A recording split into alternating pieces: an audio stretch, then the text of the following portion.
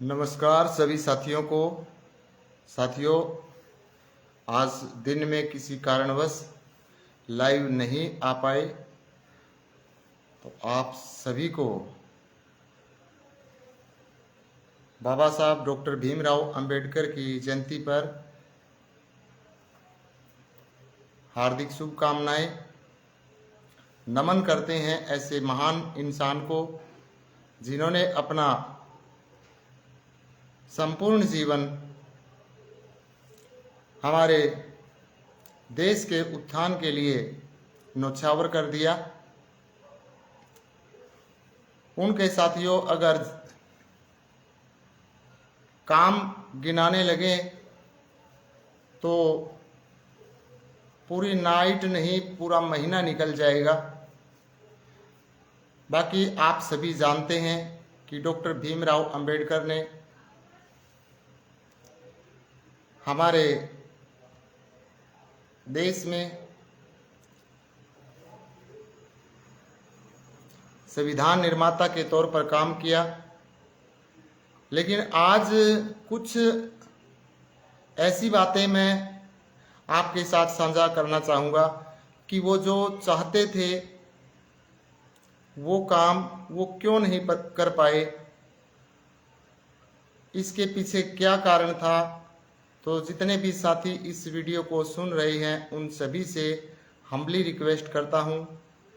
साथियों, मैं किसी के स्पीच सुनकर यहाँ पे लाइव नहीं आता। मैं पहले स्टडी करता हूँ, उस चीज़ को एनालाइज करता हूँ कि ये कहाँ तक सच है और कहाँ तक झूठ है, तब मैं मेरा विचार आपके बीच रखता हूँ।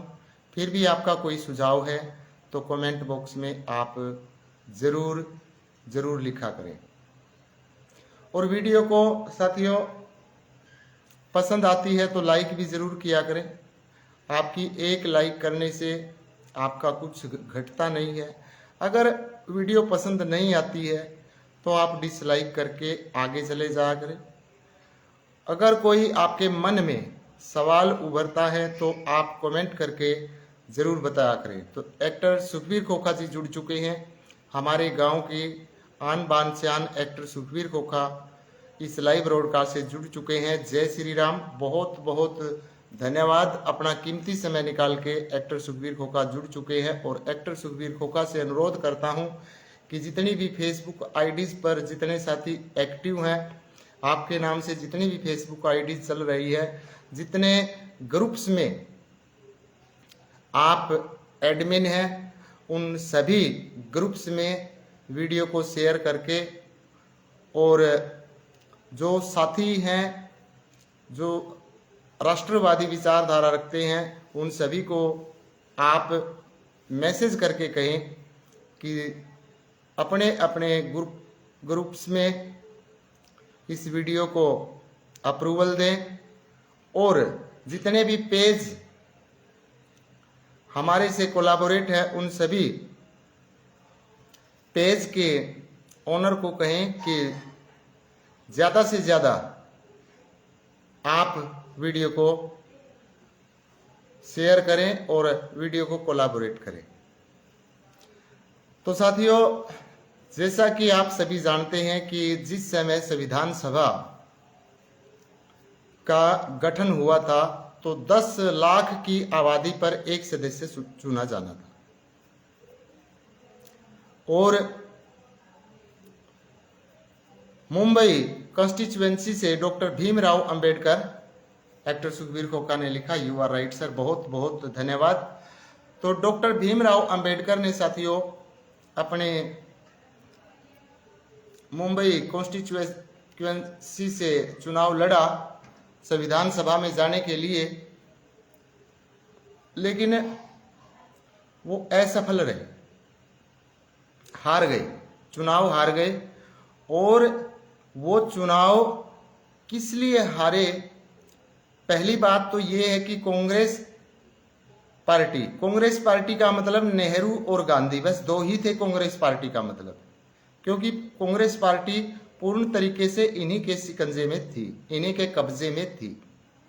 तो नेहरू और महात्मा गांधी ये चाहते ही नहीं थे कि डॉक्टर भीमराव अंबेडकर संविधान सभा में आए। तो उन्होंने अपना दमखम लगाया और उन लोगों को बरगला दिया जो, जैसा कि डॉक्टर भीमराव अंबेडकर ने स्वयं अपनी बायोग्राफी में लिखा है कि मुझे मेरे ही समाज के पढ़े लिखे लोगों ने हरा दिया। दोबारा सुने साथियों, जो ये आज नीले झंडे लिए घूम रहे हैं ना, ये सच नहीं बताते लोगों को। डॉक्टर भीमराव अंबेडकर ने कहा कि मुझे मेरे ही समाज के पढ़े लिखे लोगों ने हराया है। तो साथियों, अब डॉक्टर भीमराव अंबेडकर के संविधान सभा में जाने के रास्ते बंद हो जाते हैं। लेकिन बंगाल से दलितों के नेता थे जोगेंद्र नाथ मंडल, जो कि मोहम्मद अली जिन्ना के बहुत ही करीब थे। तो मोहम्मद अली जिन्ना पाकिस्तान बनाना ही चाहते थे और लगभग तय हो चुका था कि पाकिस्तान बनेगा ही बनेगा। तो मोहम्मद अली जिन्ना ने जोगेंद्र नाथ मंडल को कहा कि आप अपनी जो सीट है, ये सीट डॉक्टर भीमराव अंबेडकर को दे दें, क्योंकि हमने तो पाकिस्तान चलना है और पाकिस्तान जाते ही मैं आपको पाकिस्तान का कानून मंत्री बना दूंगा। इसलिए आपको यहाँ कोई आवश्यकता नहीं है आपकी सीट की। ये सीट आप डॉक्टर भीमराव अंबेडकर को दे दे, ताकि डॉक्टर भीमराव अंबेडकर संविधान सभा में पहुंच जाए। तो साथियों, जोगेंद्र नाथ मंडल के बात समझ में आ जाती है। जोगेंद्र नाथ मंडल की मान्यता थी कि भारत में ब्राह्मणवाद है और ये जो दलित लोग हैं, ये अगर पाकिस्तान चले जाएंगे तो वहां पे ये सुरक्षित रहेंगे। तो बात ये तय होती है कि जो मोहम्मद अली जिन्ना है वो कहते हैं कि मुसलमानों के वोट मैं बाबा साहब के पक्ष में करवाऊंगा, लेकिन जो दलितों के वोट हैं वो पाकिस्तान, यानी कि जो उनका समर्थन है वो पाकिस्तान बनने के समर्थन में होना चाहिए।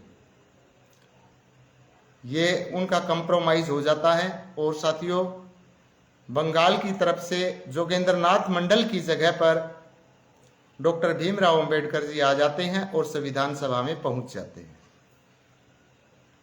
अब संविधान सभा में जाने के बाद उन्होंने देखा, नेहरू गांधी ने, कि हमने तो दरवाजे बंद कर दिए थे डॉक्टर भीमराव अंबेडकर के, लेकिन ये तो खिड़की से आ गया। तो फिर साथियों, जैसा कि आप सभी को पता है कि डॉक्टर भीमराव अंबेडकर तो बहुत ही पढ़े लिखे और बुद्धिजीवी इंसान थे। बहुत अच्छा भारत का संविधान लिखना चाहते थे।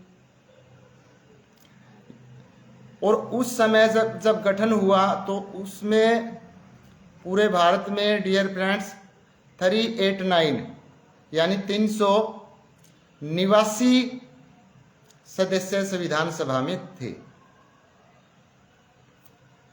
तो वहां पर एक प्रारूप समिति का गठन किया जाता है जिसमें 7 मेंबर थे और 7 मेंबर्स के चेयरमैन बना दिए जाते हैं डॉक्टर भीमराव अंबेडकर।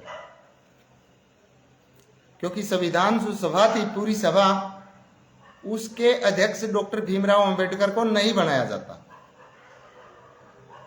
रीता देवी जी, बहुत बहुत धन्यवाद। समय निकाल के, कीमती समय निकाल के आप लाइव ब्रॉडकास्ट से जुड़ी हैं। दिल की गहराइयों से आपका मैं धन्यवाद करता हूं। और बहुत रोचक जानकारी आज की इस वीडियो में मैं आपको प्रोवाइड कर रहा हूं। इसलिए आपसे हम्बली रिक्वेस्ट है, जितने भी साथी इस लाइव को सुन रहे हैं, इस वीडियो को ज़्यादा से ज़्यादा शेयर करें ताकि लोगों के सामने सच आ सके। तो जो संविधान सभा थी जिसमें 389 सदस्य थे, उनके अध्यक्ष, जो स्थायी अध्यक्ष थे, वो डॉक्टर राजेंद्र प्रसाद थे। और जो प्रारूप समिति जिसमें 7 सदस्य थे, उनके चेयरमैन डॉक्टर भीमराव अंबेडकर को बना दिया जाता है। और अब सीधी सी बात है कि वो जो उसमें जो संविधान सभा में जितने सदस्य थे उनमें सबसे ज्यादा कांग्रेस पार्टी के सदस्य थे। और कांग्रेस पार्टी का मतलब नेहरू और गांधी उनके सदस्य थे, तो नेहरू और गांधी ने वही पुराने कानून प्रारूप समिति के सामने रख दिए। कौन से कानून? जो कानून डियर फ्रेंड्स अंग्रेजों ने बनाए हुए थे, यानी कि 1860 के कानून, 61 के कानून, 1865 के कानून, 1935 के कानून, ये जितने भी कानून 1860 के बाद जितने भी कानून अंग्रेजों ने भारत छोड़ने से पहले बनाए थे, वो सारे के सारे कानून प्रारूप समिति के सामने रख दिए जाते हैं और डॉक्टर भीमराव अंबेडकर की ड्यूटी लगा दी जाती है कि इन्हें ड्राफ्ट करें आप। कहने का मतलब कि ये कानून ज्यों के त्यों रहने चाहिए, इन्हें सिर्फ इनकी ड्राफ्टिंग करनी है। तो वहां पर इंडियन पेनल कोड ज्यों का त्यों अंग्रेजों वाला रहा और ज्यों के त्यों कानून इस देश में आज तक हैं। आज तक भी पुलिस कानून वही है डियर फ्रेंड्स जो अंग्रेजों का था। अब पुलिस कानून वही है, इसीलिए that's the reason a poor person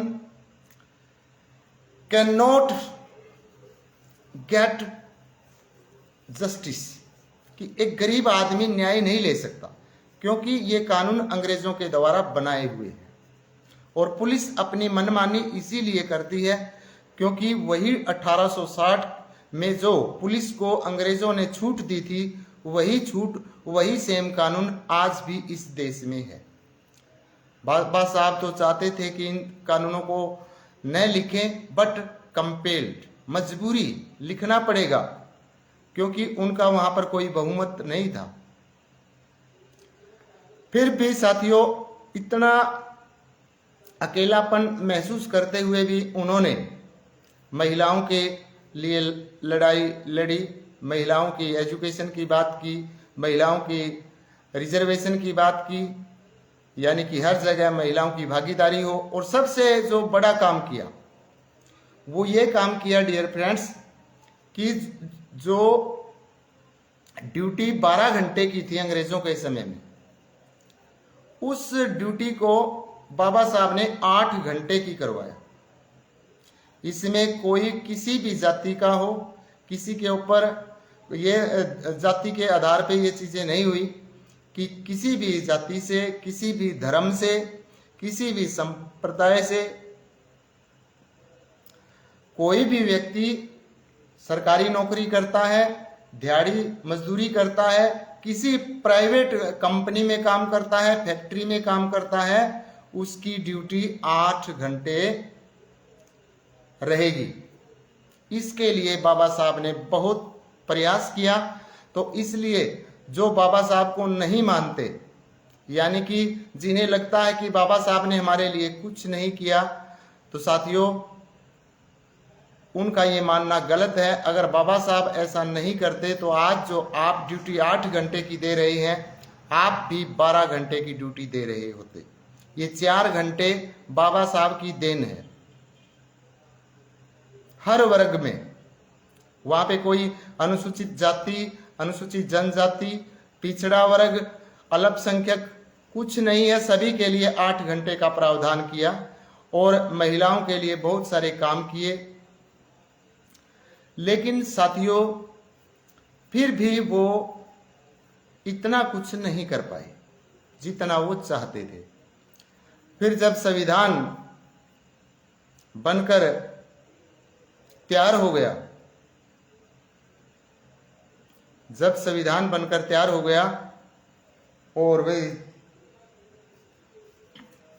कुछ तो 26 नवंबर 1949 को लागू कर दिया था, लेकिन पूर्ण तरीके से 26 जनवरी 1950 को, जिसे हम गणतंत्र दिवस के रूप में मनाते हैं, उस दिन संविधान लागू हो जाता है। और पहले जो लोकसभा के चुनाव होते हैं साथियों, डॉक्टर भीमराव अंबेडकर फिर वो चुनाव लड़ते हैं, लेकिन कांग्रेस पार्टी ने डॉक्टर भीमराव अंबेडकर को जीतने नहीं दिया।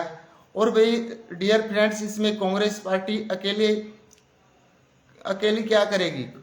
यानी कि जो बाबा साहब ने कहा, जैसा कि मुझे तो मेरे ही समाज के लोगों ने, जो पढ़े लिखे थे, उन्होंने ही मेरी नैया डुबो दी, यानी कि उन्होंने ही मेरा साथ नहीं दिया।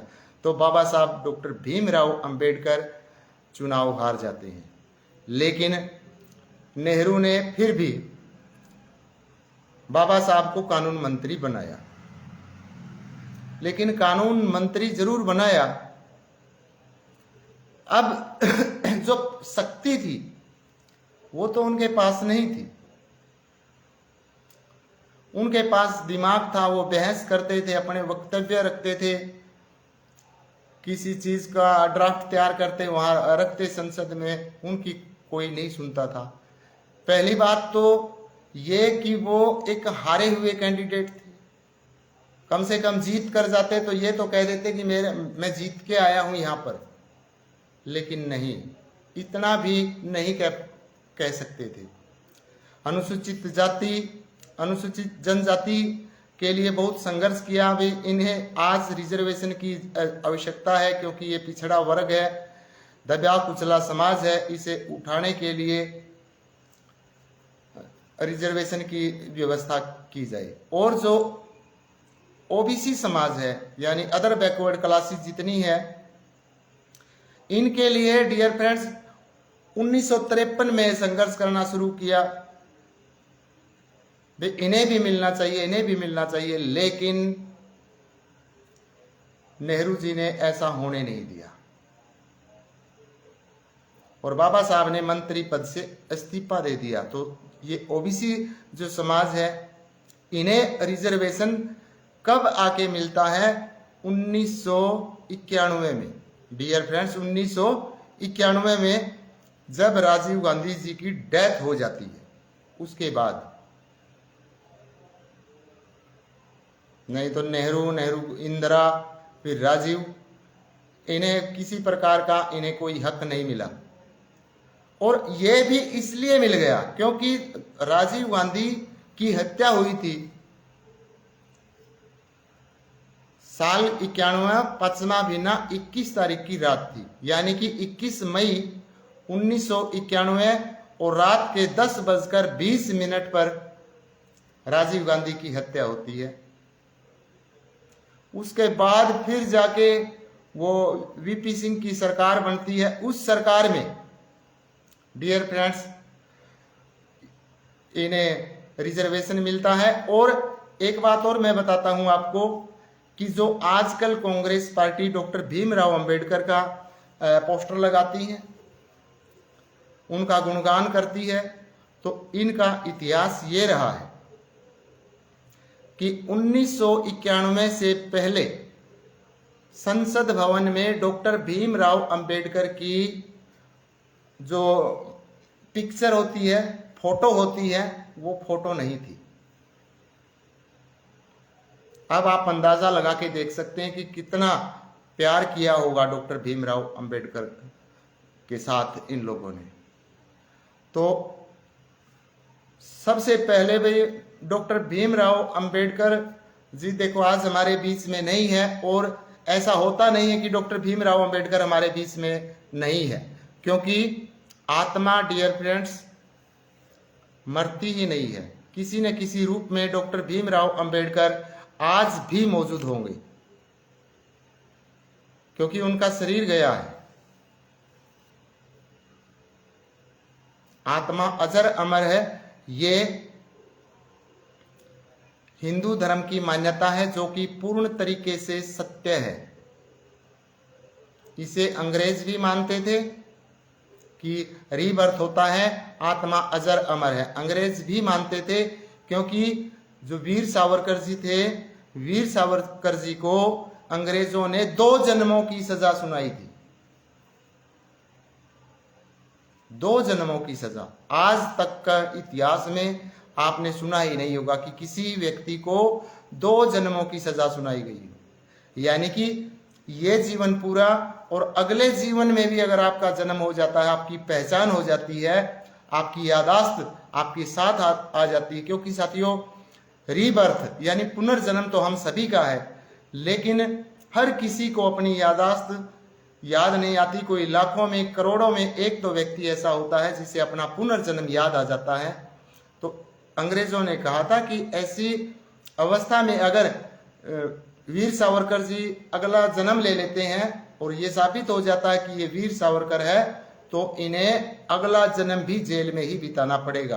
तो इसका सीधा सीधा मतलब ये है कि जो सोल है इट इज इमॉर्टल, ये अजर अमर है, ये मरती नहीं है। सिर्फ हमारा शरीर मर जाता है और ये पंचभूत का जो शरीर है ये पंच तत्वों में विलीन हो जाता है, लेकिन जो आत्मा है वो कोई और शरीर धारण कर लेती है। ये बिल्कुल प्रमाणित हो चुका है साथियों, इसे साइंस भी मानती है। ये नहीं कि साइंस की बात नहीं है, साइंस भी मानती है कि रीबर्थ होता है। और किसी न किसी दिन मैं भी आपको ये सिद्ध करके दिखाऊंगा कि हाँ रीबर्थ होता है, क्योंकि मैंने ये चीजें देखी हैं।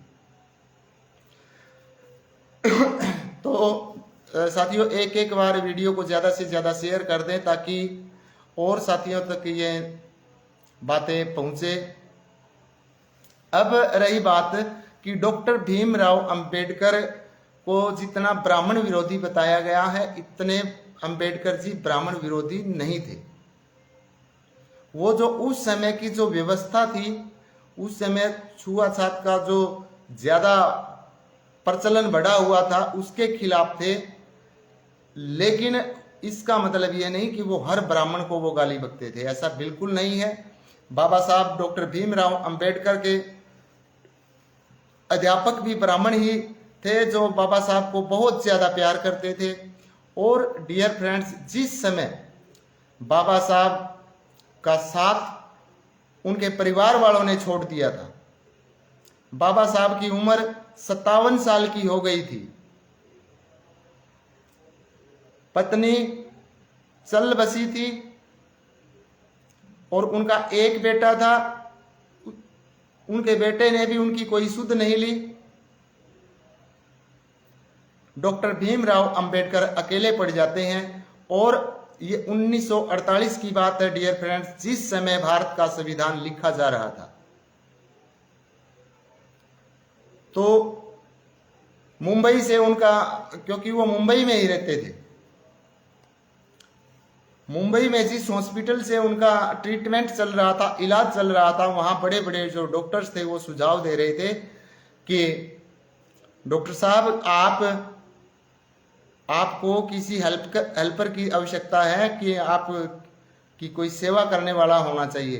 तो डॉक्टर भीमराव अंबेडकर ने कहा मेरी कोई सेवा करने वाला नहीं है, घर पर मुझे कोई नहीं पूछता, कोई परिवार का सदस्य नहीं पूछता। तो उन्होंने कहा कि कोई आप एक नर्स रख ले।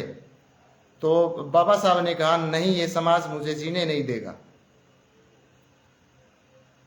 और वो बात डियर फ्रेंड्स बाबा साहब की बिल्कुल एक्यूरेट थी। तो उसी हॉस्पिटल में एक ब्राह्मण लड़की थी जो कि डॉक्टर थी। तो वो बाबा साहब से कहती कि आपकी केयर मैं करूंगी। तो बाबा साहब ने कहा नहीं, ये समाज पता नहीं क्या क्या लांछन लगाएगा। तो उन्होंने कहा, मेरठ से थी वो, शायद श्वेता नाम था उनका, श्वेता, हाँ जी श्वेता। तो उन्होंने कहा कि मैं ऐसा काम होने ही नहीं दूंगी कि समाज हम पर कोई उंगली उठाए, मैं आपके साथ शादी करने के लिए तैयार हूं। तो डियर फ्रेंड्स, उस महिला डॉक्टर का जो कि ब्राह्मण समाज से थी, मैं तो बाबा साहब से भी ज्यादा इज्जत करता हूं। एक ऐसी महिला जिसने अपना जीवन बाबा साहब के ऊपर न्यौछावर कर दिया। बाबा साहब की कोई उनके संतान नहीं हुई, क्योंकि बाबा साहब बुजुर्ग भी हो चुके थे। दूसरी बात कि बाबा साहब की तबीयत बहुत ज्यादा खराब रहती थी। बाबा साहब शुगर के मरीज थे। और आजकल तो डियर फ्रेंड्स शुगर इतनी बड़ी बीमारी नहीं, हालांकि आज भी बहुत बड़ी बीमारी है, जो लोग शुगर से ग्रसित हैं उन्हें पता है। लेकिन उस समय शुगर की बीमारी कितनी बड़ी बीमारी होगी आप अंदाजा लगा सकते हैं। तो उस माता ने डॉक्टर भीमराव अंबेडकर की मदद की, उनकी सेवा की और बाबा साहब 8 वर्षों तक और जीवित रहे क्योंकि उनकी संभाल इतनी ज्यादा की। लेकिन यही जो बहुजन अपने आप को कहते हैं कि हम नीले झंडे लेके जो घूम रहे हैं, ये लोग उसी माता के बारे में दुष्प्रचार कर रहे हैं साथियों। इसीलिए मुझे इन लोगों से नफरत है। मैं इनके ये भाषण, एक मिनट डियर फ्रेंड्स, गली में थोड़ा शोर है, आप ही कंटिन्यू रहेगा अपना लाइव। इसीलिए मैं इन लोगों से नफरत करता हूं क्योंकि ये लोग सच नहीं बताते। मैं 9th क्लास में था, आज से 31 साल पहले, तब से मैंने इनके ये भाषण सुन रहा हूं कि वो जासूस थी। वो ये देखने आई थी कि डॉक्टर भीमराव अंबेडकर संविधान में क्या लिख रहे हैं। वो नेहरू ने उसको कहा था कि आप डॉक्टर भीमराव अंबेडकर के साथ शादी करें और ये ध्यान रखें कि संविधान में क्या लिखा जा रहा है, जबकि संविधान कोई चोरी छुप के थोड़ा ही लिखा जा रहा था। संविधान सभा थी पूरी, उसमें डियर फ्रेंड्स प्रस्ताव रखे जाते थे, उनके ऊपर बहस होती थी और जो चीज फाइनल होती थी वही संविधान में लिखी जाती थी। तो उसमें जासूसी की कौन सी बात है। लेकिन डियर फ्रेंड्स उस समय भी छोटे थे, जैसे भाषण सुने शुरू में तो बहुत अच्छे लगे, लेकिन अब समझ में आने लगा है ये लोग समाज को किस तरीके से गुमराह कर रहे हैं और कब से गुमराह कर रहे हैं। ये लोगों को मिसगाइड कर रहे हैं।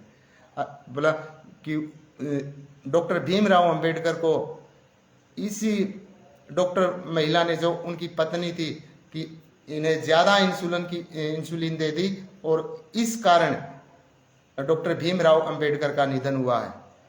जब डॉक्टर भीमराव अंबेडकर का निधन हुआ डियर फ्रेंड्स, फिर वो वही समाज जो आज अंबेडकर के नारे लगा रहे हैं, वही समाज उस महिला डॉक्टर के पीछे पड़ जाते हैं और उनके ऊपर मुकदमा करवाते हैं बेकायदा कि इन्होंने डॉक्टर भीमराव अंबेडकर को ज्यादा इंसुलिन देकर मारा है, और वो बेचारी कोर्टों में फिर धक्के खाती है। इस समाज के ये हाल है डियर फ्रेंड्स। जो लोग समाज की बात करते हैं, जो लोग समाज की बात करते हैं, इनके ये हाल है, ये कड़वी सच्चाई है। कितने लोग इसे हजम कर पाएंगे मुझे नहीं पता, लेकिन सच्चाई यही है कि इन लोगों ने जो डॉक्टर भीमराव अंबेडकर की जो लास्ट में अपनी पत्नी के बारे में जो पुस्तक लिखी हुई थी, लॉन्च नहीं होने दी, खत्म कर दी, नष्ट कर दी, ताकि भी हमने तो भी यहाँ पे वही ट्रिक चलानी है कि ब्राह्मणों ने ऐसा कर दिया, ब्राह्मणों ने ऐसा कर दिया। डियर फ्रेंड्स, ब्राह्मणों ने जो जाति है, ये जाति ब्राह्मणों ने नहीं बनाई। ये मैं बहुत वीडियोस में बता चुका हूँ। ये जातियां अपने आप बनती चली गई। ब्राह्मण अगर जाति बनाते तो ब्राह्मण बेचारे खुद जातिवाद का शिकार हैं। ब्राह्मणों में खुद में भी ऊंच नीच है। ये छोटा, मुझसे छोटा पुरोहित है, मैं इससे बड़ा पुरोहित हूँ। यहाँ तक कि आपस में कास्ट तो एक ही है, उनके आपस में रिश्ते तक नहीं होते। तो ये खुद ही दुखी हैं और फिर इनको गाली बक बक कर कि इनके ऊपर दोष मंडना साथियों बिल्कुल गलत है। बिल्कुल, मैं इसे बिल्कुल गलत मानता हूँ। इन्होंने कुछ नहीं किया। अब एक बात बताएं, किसी भी कास्ट को ले, उसमें फिर सब कास्ट क्यों आ जाती? फिर उसी कास्ट के सेम कास्ट में ये मेरे से नीचा है, ये मेरे से नीचा है, एक ही जाति में 5-5, 6-6 जातियां बनी हुई है। तो ये क्या ब्राह्मणों ने बनाई है? बिल्कुल ऐसा नहीं है। जब ये जातियां बनती गई लेकिन लिखित रूप में नहीं थी, जाति चेंज भी कर सकते थे। जो व्यक्ति जैसा काम करना शुरू कर देता था उसको उसी नाम से पुकारा जाने लगा, लेकिन वो सिर्फ पुकारा जाता था कर्म के आधार पर। लेकिन जन्म के आधार पर जाति लेके आने वाले अंग्रेज थे, उन्होंने 1872 में पहली बार जातीय आधार पर जनगणना स्टार्ट करवाई कि जिस भाई आपकी जाति क्या है, ये जाति है। फिर 10-10 साल बाद आपने पता है कि फिर तो हर 10 वर्ष बाद जनगणना होती थी, तो फिर वो जाति उनके परमानेंट एक ठप्पा लगने लगा। फिर वो कर्म चाहे कुछ भी करो, वो जिस जाति जो जाति उसकी डॉक्यूमेंट्स में लिखी गई वो जाति उसकी पक गई। तो ये पक्का काम अंग्रेजों ने किया था, इसमें ब्राह्मणों का कोई दोष नहीं है।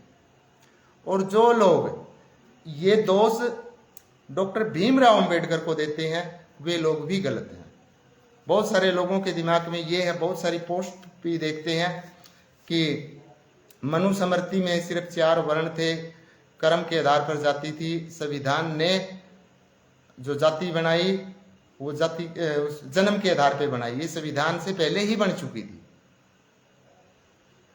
ये जो लिखित रूप में जातियां हैं ये अंग्रेजों ने पहले ही फिक्स कर दी थी। तो डियर फ्रेंड्स, मैं आप सभी से अनुरोध करता हूं कि अगर हमने देश को आगे बढ़ाना है, आगे लेके जाना है, तो जैसा कि बाबा साहब कह के गई हैं कि संविधान को आवश्यकता पड़ने पर आवश्यकता अनुसार बदलना बहुत जरूरी है।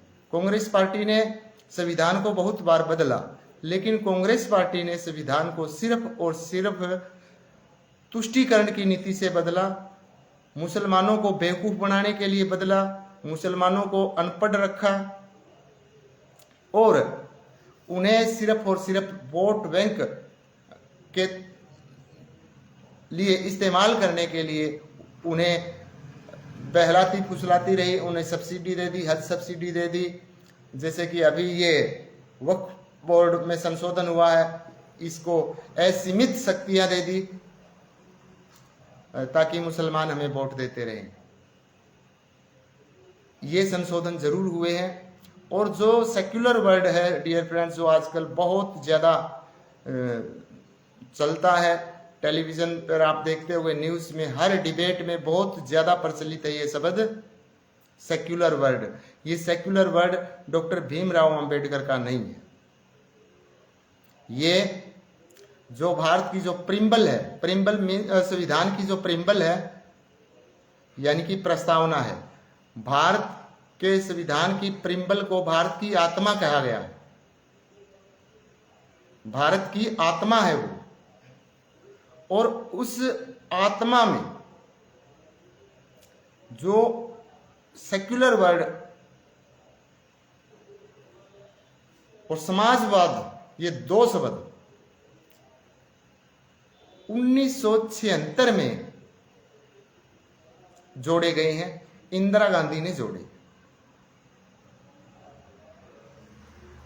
तो इसमें बाबा साहब को अगर ये लगता कि ये शब्द भारत के प्रिम्बल में, भारत की आत्मा में होने चाहिए, तो बाबा साहब बेवकूफ तो नहीं थे।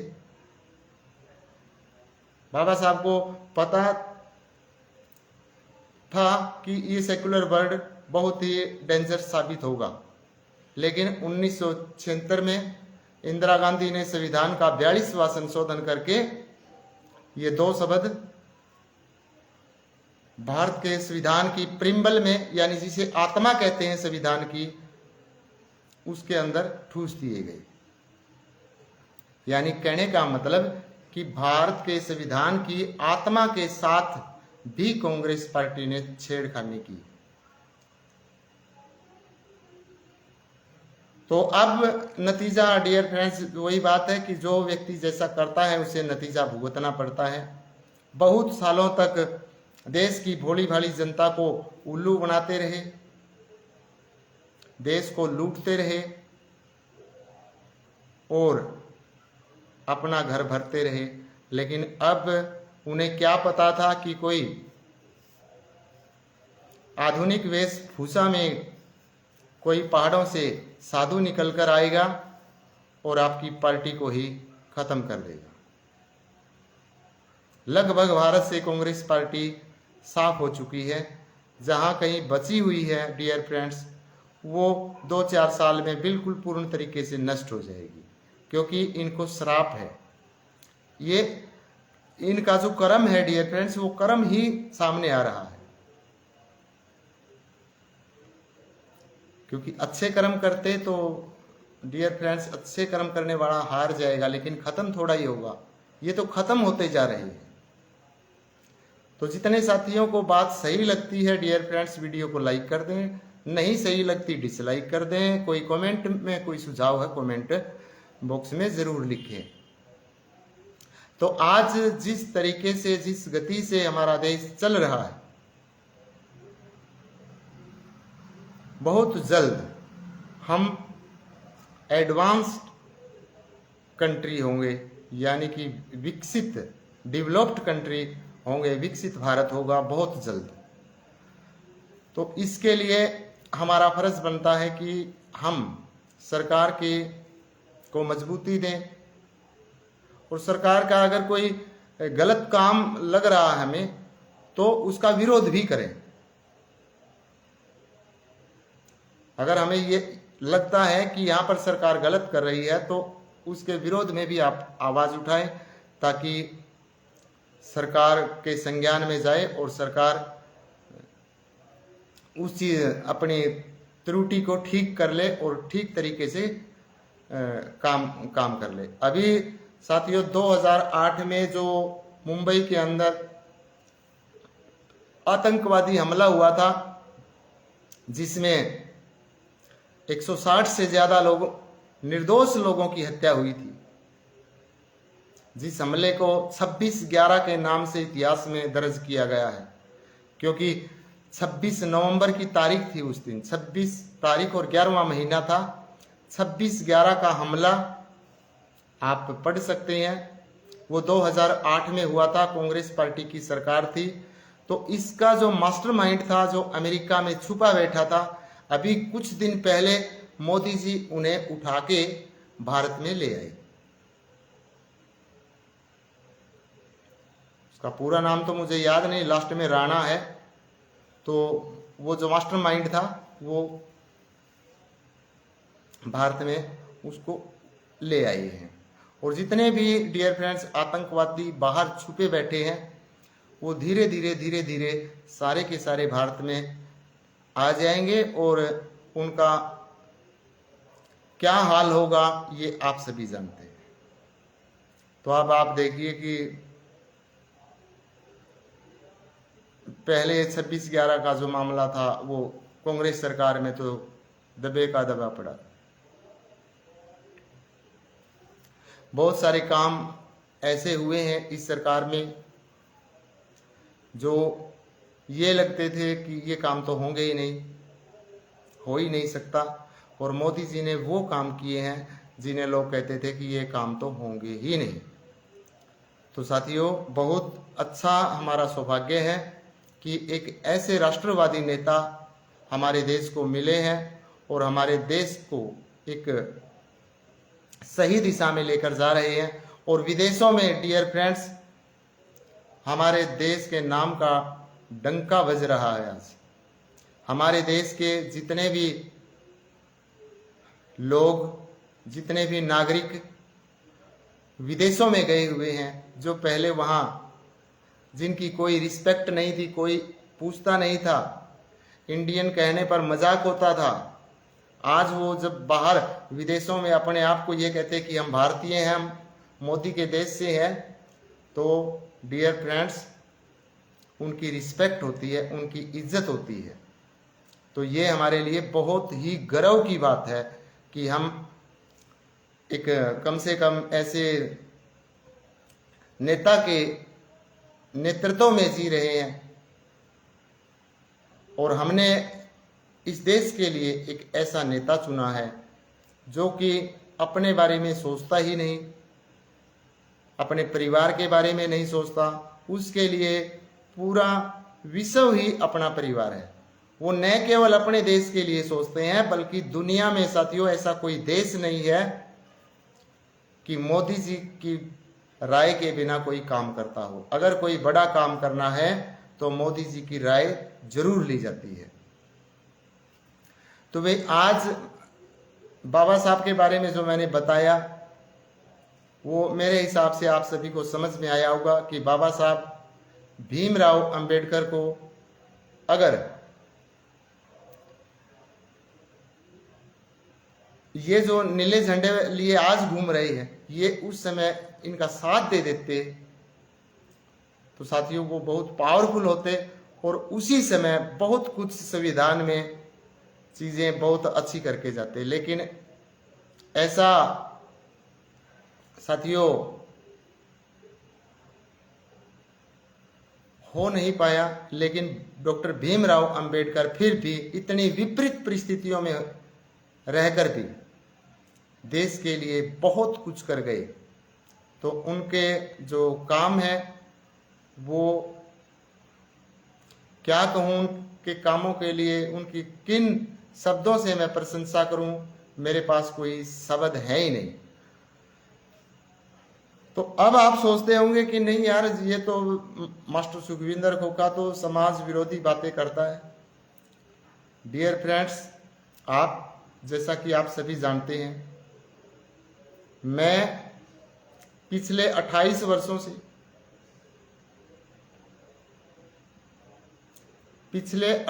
वर्षों से डियर फ्रेंड्स समाज में घूम रहा हूँ। 20 साल तो मैंने पूरे के पूरे कंप्लीट 20 साल शिक्षा के क्षेत्र में गरीब बच्चों को पढ़ाने में, फ्री पढ़ाने में बिताए हैं। और जैसा जो भी कुछ आमदनी हुई डियर फ्रेंड्स वो गरीब बच्चों पर ही लगाई है। बड़े सपने थे। फिर आगे चलकर 2022 में डियर फ्रेंड्स जब मेरा नेटवर्क बहुत बढ़ गया, बहुत नाम चलने लगा, बहुत सारे कलाकार साथी जुड़ने लगे,